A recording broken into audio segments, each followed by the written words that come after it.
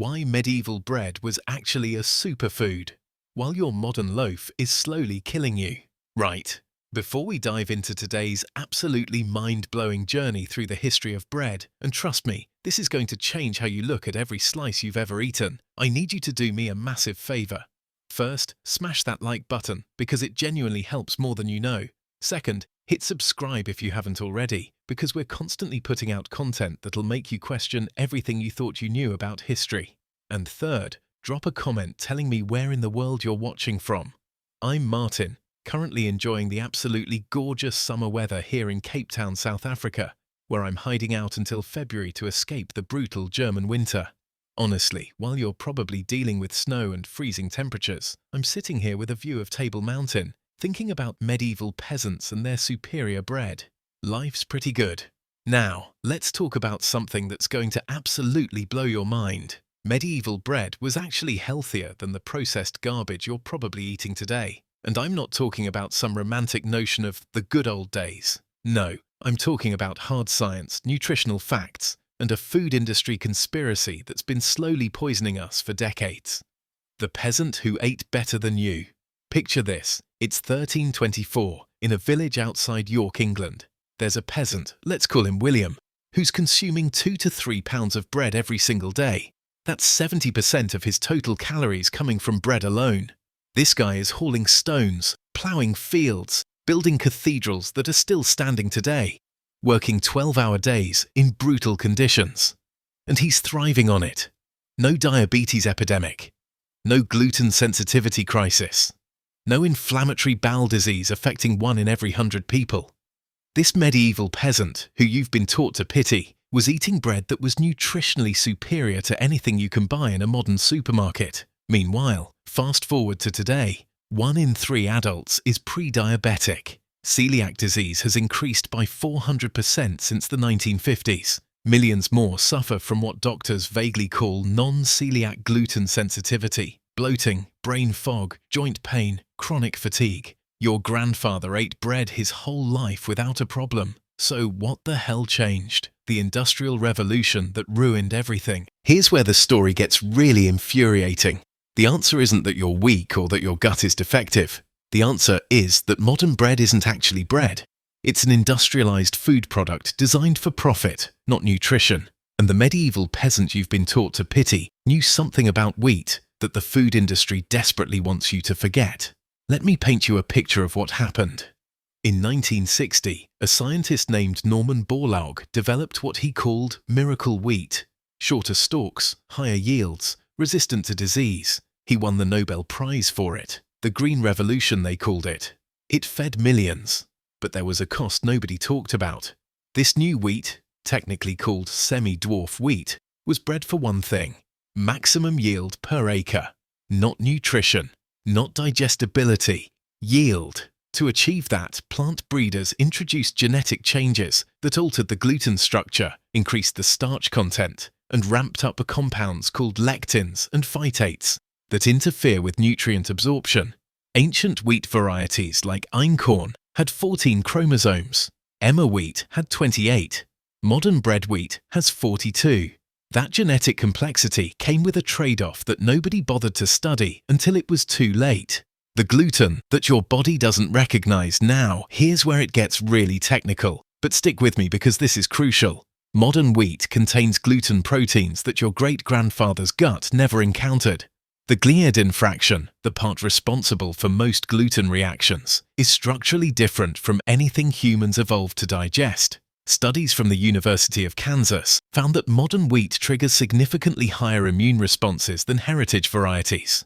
Your body recognizes it as a foreign invader and responds with inflammation, not because you're sensitive, but because the wheat has been engineered into something your digestive system doesn't recognize as food.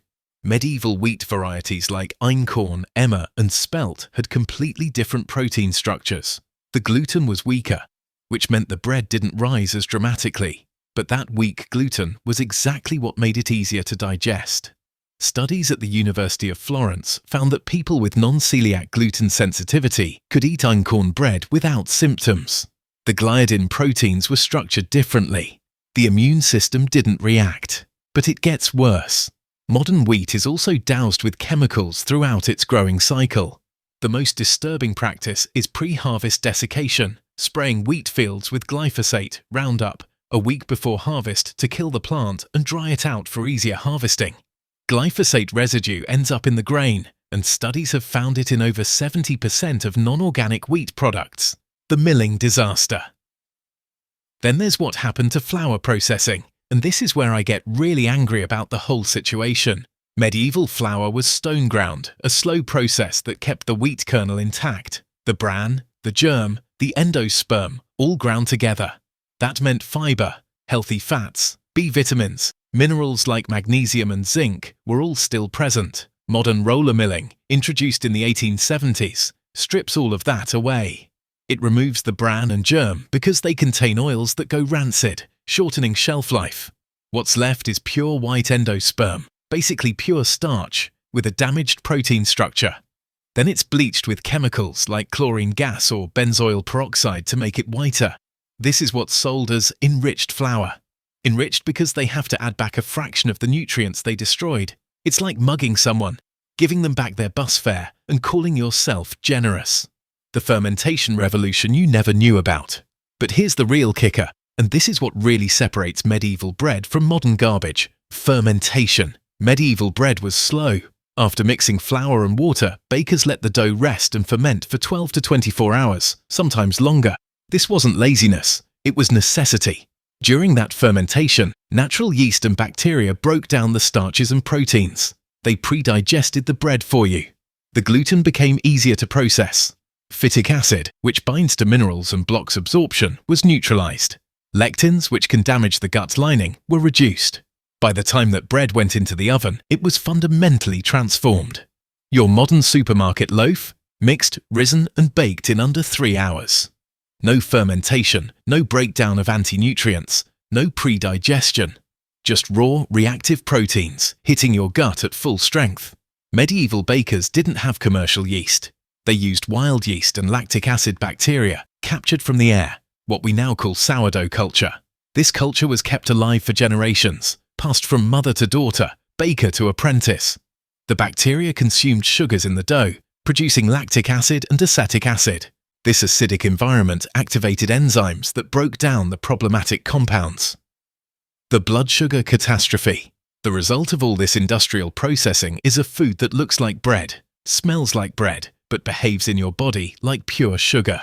The glycemic index of white bread is 75, higher than table sugar at 65. That means it spikes your blood glucose faster than a candy bar. Your pancreas dumps insulin to handle the flood. Your blood sugar crashes. You feel hungry again an hour later. Over years, this cycle leads to insulin resistance, the root cause of type 2 diabetes. Medieval bread, with its intact fiber and slow fermentation, had a much lower glycemic response. It released energy slowly. It kept you full. It didn't trigger the hormonal chaos that modern bread does every single time you eat it. The nutritional comparison that will shock you. Let me give you some numbers that'll make you want to throw out every loaf in your kitchen. Heritage wheat varieties contain 25% to 30% more protein than modern wheat. They have higher levels of selenium, an essential mineral for thyroid function. They contain more lutein and zeaxanthin, antioxidants that protect against macular degeneration. They have significantly more omega-3 fatty acids in the germ. Einkorn has 30% more protein than modern wheat, 4 times more beta-carotene, and significantly higher levels of lutein. When you remove the bran and germ through modern milling, you remove 80% of the nutrients.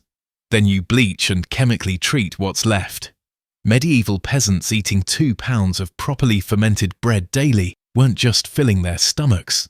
They were getting complete nutrition, protein from the wheat germ, healthy fats from the oils, B vitamins for energy, minerals made bioavailable through fermentation, fiber to keep their gut healthy, all delivered in a form their bodies could process without triggering inflammation. The modern bread ingredients. List from hell. Pick up a loaf of supermarket bread and read the ingredients. You'll find enriched wheat flour, code for wheat that's been stripped of everything valuable, then injected with synthetic vitamins to meet legal minimums. High fructose corn syrup, soybean oil, mono, and diglycerides. Calcium propionate, a zodicarbonamide, a chemical also used in yoga mats and shoe rubber. Medieval bread had 3 ingredients: flour, water, salt, sometimes a bit of leaven or yeast. That's it. Modern industrial bread needs 20 to 30 ingredients just to stay soft for 2 weeks on a shelf. The quiet resurgence. But here's some hope in this depressing story. Today, there's a quiet resurgence happening. Small-scale farmers and bakers across Europe and North America are reviving heritage wheat. They're stone milling flour. They're fermenting dough for 24 hours or more. In 2014, researchers in Italy conducted a fascinating experiment. They took a group of people with irritable bowel syndrome, all of whom reported severe symptoms, after eating modern bread. They switched them to bread made from ancient einkorn wheat using traditional stone milling and long fermentation. The results? 80% reported significant improvement in symptoms, less bloating, less pain, better digestion.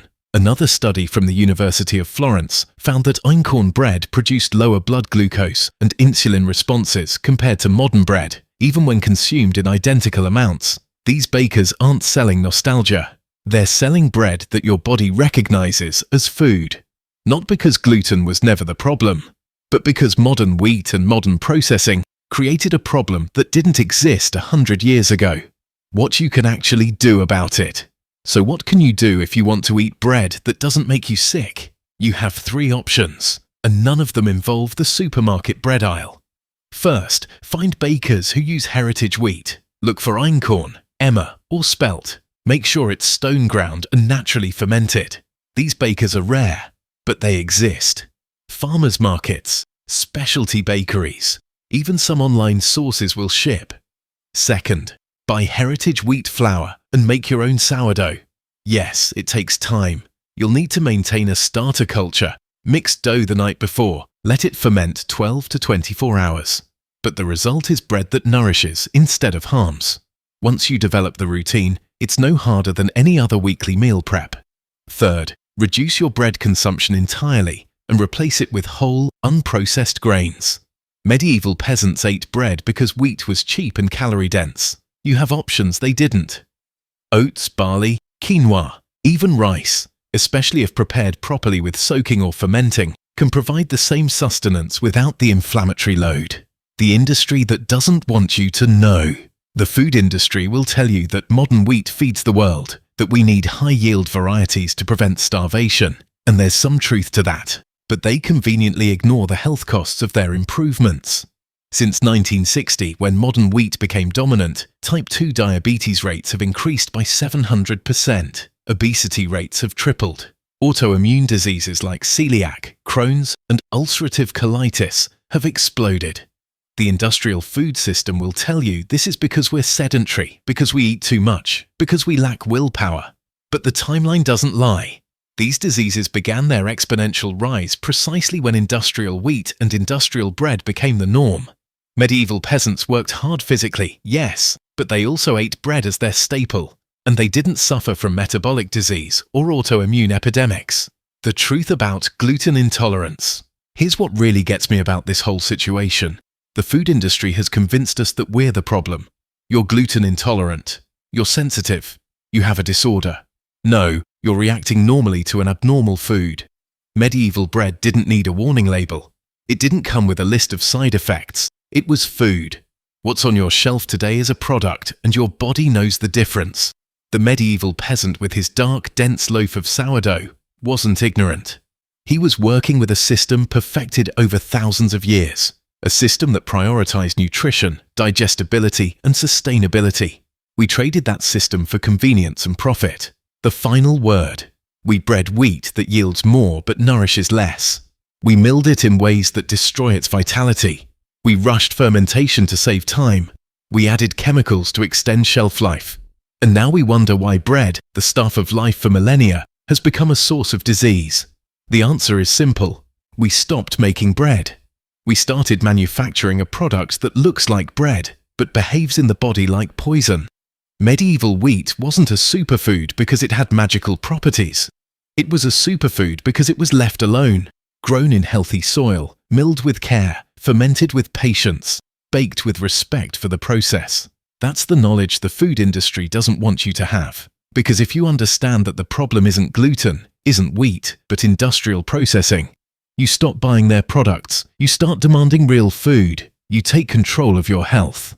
Medieval bread was food. Your supermarket loaf is a chemical experiment. The choice is yours. The secret was never lost, it was just forgotten. And every time you choose real bread over industrial imitation, you reclaim a piece of that ancient knowledge. Knowledge that kept people healthy when life was hard. Knowledge that still works today. So the next time you're standing in the bread aisle, looking at those perfectly uniform loaves with their endless ingredient lists, remember that medieval peasant. Remember that he ate better bread than you can buy anywhere today. And remember that somewhere out there, bakers are still making real bread the way it was meant to be made. Don't forget to hit that subscribe button and let me know in the comments where you're watching from. And if this has opened your eyes to the bread conspiracy, give us a like, because it really helps us keep making content that challenges everything you thought you knew about food, history, and health. Until next time, this is Martin from sunny Cape Town, reminding you that sometimes the most important revolutions happen one loaf at a time. So thank you for listening, and please don't forget to subscribe to the channel.